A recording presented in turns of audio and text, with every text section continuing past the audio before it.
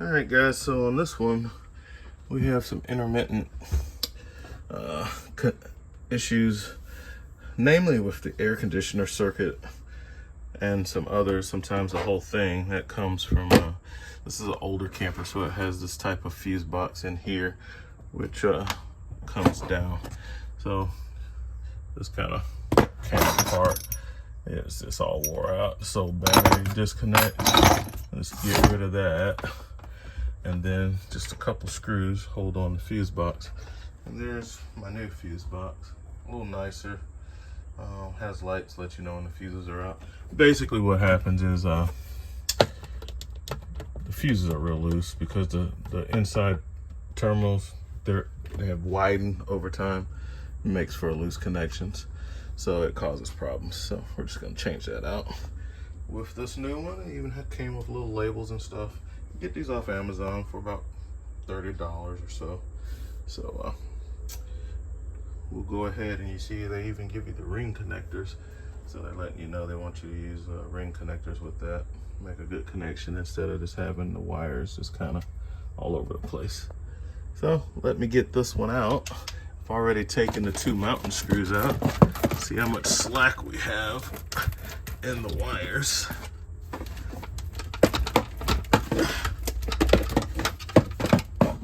When I was in manufacturing, I would always run extra wire and leave the slack kind of in the ceiling. So if you ever had to work on this stuff, you could do that. So I'm glad they were thinking that way too. So let me get this apart, and I will be back. All right guys, so this is gonna be pretty straightforward. This was riveted on the back, so the new box will also get riveted in here. No worries, it will fit.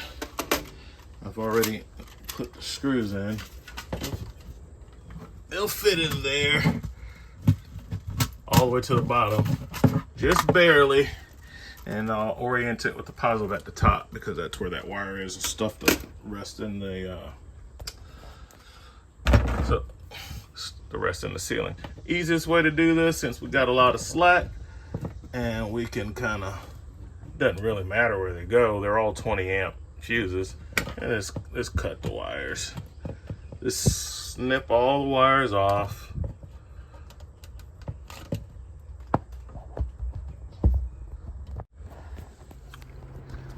All right guys, so on to the next job for today. Be working on this food truck next, redoing some plumbing. I got CPVC in here.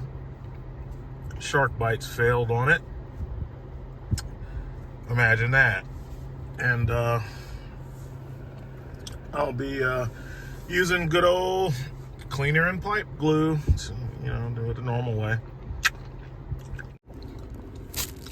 So here's a look at the shark bite that was used. It just came apart. Seal blew out of it. Is this because the shark bite isn't good? Or is this a knockoff shark bite? Is it not a real shark bite? Or was it not installed properly? I don't know. But this is what I'll be using. Just 1/2" thread, glue-on fittings. There's another 3-way shark bite like that in there. We're taking that out, and 2 of these. So, yep. Alright, so this is the first one. Got a pair of Knipex Cobras, a large pair, and a pair of Knipex locking pliers. And I use that so that I can get this loose.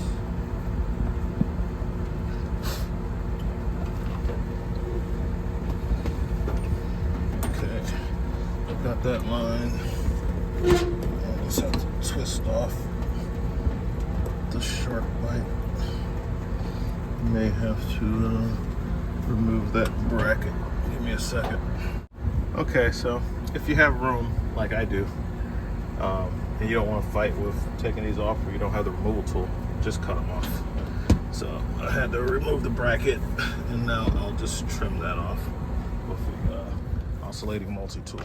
So this is the tools I'm working with. Got the plumbing bag out, got the oscillating multi-tool, impact driver, take care of some fasteners, and of course some pliers. So we're just gonna take the oscillating multi-tool. We're just gonna come in here, got that Diablo blade on there. We're just gonna cut that right on off. Just like that. Now, we'll get on our pipe glue and just glue on the new fitting. Easy peasy.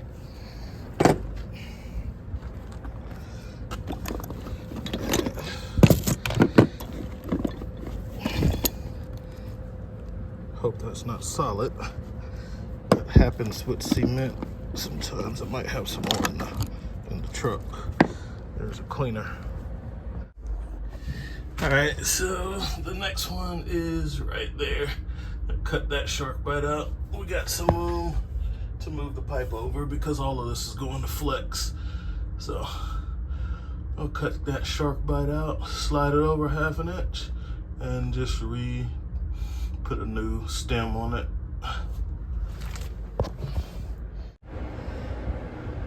So this is the other one because the customer wants all the shark bites gone after the fiasco with the first one that was on the end of this one that shot loose. You can kind of see how it just came loose. So it looks like it was pushed on pretty good, it just failed.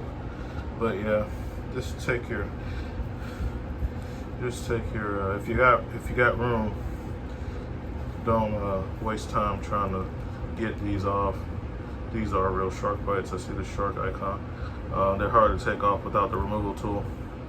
I think I got a removal tool somewhere, but I just cut them off. I got room, and I got pipe. I can redo all the plumbing if I had to. So that's it. Use my Snap-on light so I can see under there. And now I have to go run to the hardware store, get some glue, because my glue is one solid lump. Yeah, whenever I shake the can and I don't feel anything sloshing around, I know that has happened. And the glue is useless.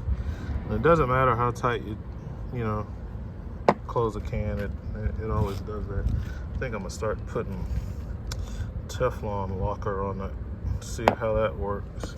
Use some of my Teflon around it like it's a fitting, and then screw it on, see if it holds the air a little better.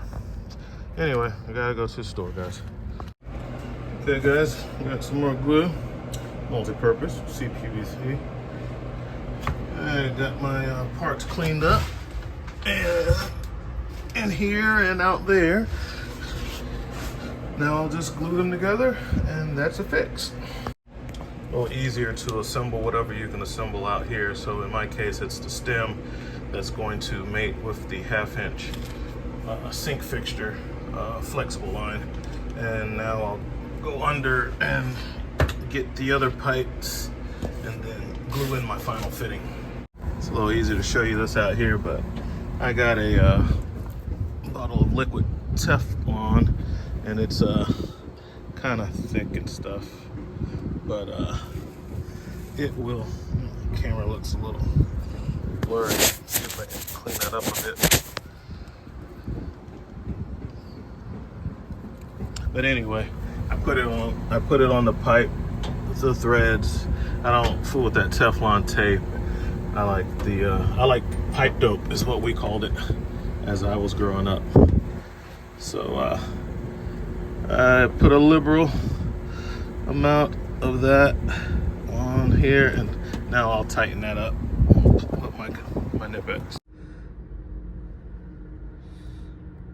I really like the way they made this, guys, because it's bent and it helps you get around a round pipe better with that offset that they have on there. So when I'm in here going around something in a tight spot, I can easily get it. So that's really nice. And the name of this is the Real Tough. PTFE is Teflon. It's just the generic term. Teflon is a brand name, but it's just what we call it.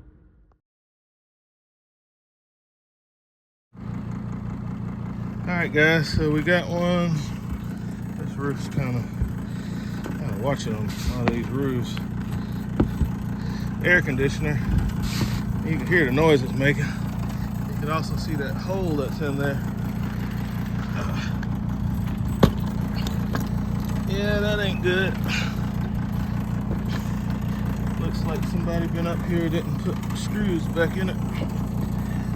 But these air conditioners need this cover to not overheat, and without it, it can't cool properly. So it needs a cover. But it's like, man, how much money do you want to put into a 10-year-old air conditioner? So those covers are like 200 bucks, man. I've had to replace some of them before. So let's take it off, but I can see that it's overheating. It has a big hole in the cover.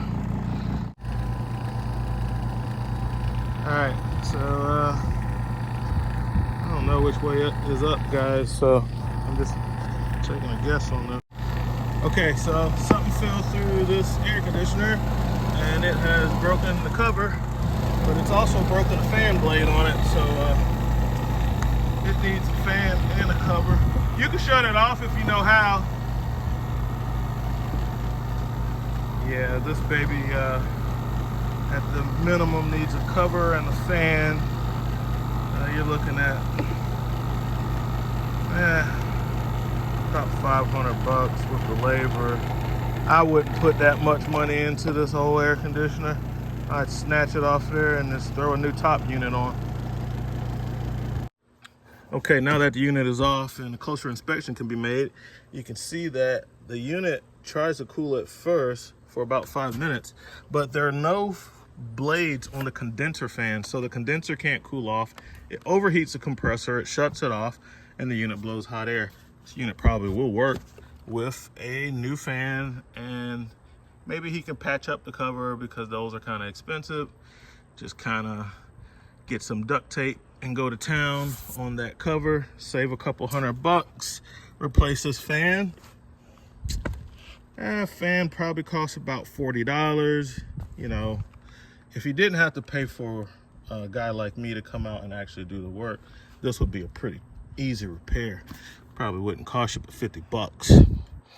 So that's what we got. It doesn't look too bad. You gotta take these covers off and then change the fan.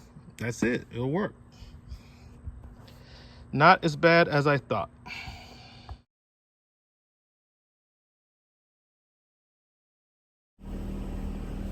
All right, guys, so this is one of those Furrion Arctic refrigerators that I've been working on, and changed some parts out on it, put a new motherboard in it, didn't work, put a new fan in it, didn't work. So basically what's going on with it, the fan doesn't turn on, right? And my guess is sometimes when you're assembling this stuff, the wire might get cut or snag. I think it's a wiring issue. So I know Lippert didn't give me the schematics for the motherboard. I could probably figure it out with tracing and find out which wires on the motherboard power the fan. Once I find that out, I'll replace those wires and then this thing should work. Now they never want you to do that, you know, as far as for a customer, but this is just an old unit. They sent me a replacement, I've replaced it, and chances are they might not want this back. I hold them for 30 days or so just in case they decide they want it back or something, so I keep it. But in the meanwhile, I could do training videos on it, taking it apart, putting it back together, stuff like that. It's a nice unit, and I will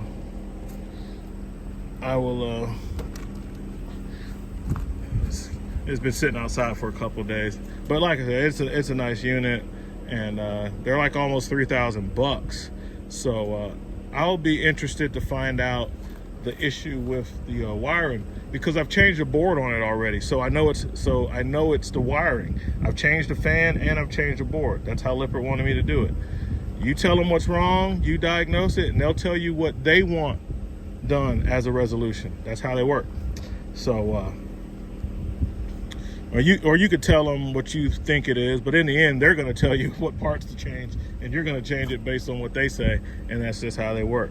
So I'm going to get this off the trailer and find a spot for it. I got to clean out my storage room, get a spot for it, and this will round out my day because I've already done 3 service calls already. So I gotta get some stuff done on my own property, man. I got some work to do, man. I got some stuff to do. So let me get to that, guys, so I already got the tractor running. You probably hear it in the background. So I can get to redoing my road because all the rain, Hurricane Betty, I got a couple little spots in it for like little track marks where the ground just got too soft and my rocks are getting a little too embedded in the mud. So I got to get the land plane out, got to get the forks out, I got to get the mower deck out. So I got some work to do in the yard too. But as far as the refrigerator, this is going to be like my last RV thing for today. I just put these on. They have the door sensors and everything in here. I just got to put some screws in it to hold these caps on, and then clean out the storage room a bit because I got all kind of parts, a bunch of Lippert parts and stuff in there for other jobs, and then I'll find a spot for this thing. All right, so I use the forks to move the fridge, and now I'm going to I'm detaching my loader frame. I've already done so. Well, haven't backed out from it yet, but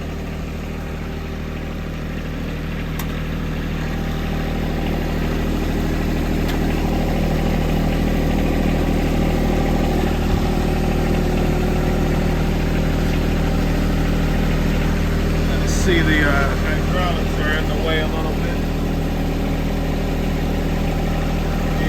Jump off. Here we go. I got the single point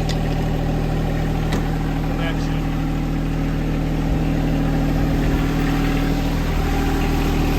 Makes it super easy. It was already easy. Makes it even easier with the single point connection.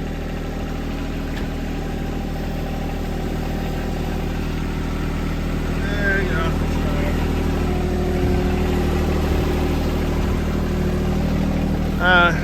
Give me a little more maneuverability while I do I can't cut that, it's too wet, but my land plane, I'm gonna get my land plane hooked up. And it's easier to take this mower deck off. It normally hangs up on part of that loader frame. So that's where I got the refrigerator. I'll put a tarp on it and just wrap it up, man. It'll be fine. I'll wrap it up and staple it to the pallet, or I might even wrap it around and under the pallet. So that's where that's gonna be at. It's so wet out here, but here's my land plane. My land plane's right there. I should be able to get it. But first I'll do a little mowing, get this deck off of here after I do a little mowing. All right, good. Got my road done. Regraded my driveway, got my tractor put up. Got part of the lawn cut. Now it's time to relax. I still got some more work to do on the driveway. I just had to fix some potholes and stuff that was forming. I hadn't smoothed it out quite yet, but some of that grass died. And I'll come back through and go over it a few more times. But it's a lot better than it was. You can see that last pass I made through the center.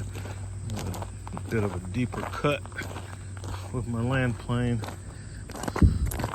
So I got a 6-foot land plane. It's a little heavy for that little 1 Series tractor. And the backhoe never comes off of that 5 Series tractor, which would be awesome for some of the driveway. Wouldn't be so awesome when I gotta make that tight turn to go around the house. But for this long stretch, it'd be awesome. But I'm probably gonna buy a 5-foot land plane to do the deeper cuts with, and then just do my finish run in high speed with the larger one. That's probably what I'm gonna end up doing. But I took that hill, it was like a hill of grass going all the way down the center of the driveway, and got all that out, so I'm happy with that.